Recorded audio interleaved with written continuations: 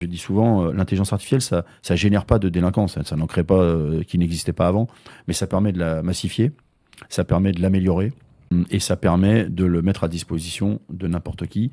Et le dark web, si vous associez à ça, vous pouvez louer aujourd'hui sur le dark web des logiciels malveillants.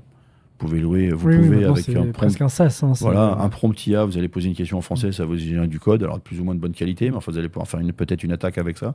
Donc ça, c'est quelque chose qui évidemment va Il y a aussi amplifier. la traduction maintenant quasi instantanée. Instantané, voilà, pour les fraudes, vous avez raison. Les fraudes, c'est l'Asie qui était beaucoup touchée par ça C'est ce que depuis j'allais une vous dire, quinzaine c'est aux d'années. États-Unis avec le scandale nord-coréen. Voilà. Mais sur les escroqueries, si vous voulez, c'est ce qu'on appelle les fermes à scam. Donc vous avez des gens Mm. qui sont d'ailleurs eux-mêmes des gens exploités. Souvent, c'est la traite des êtres humains, c'est de l'esclavagisme moderne, si j'ose dire.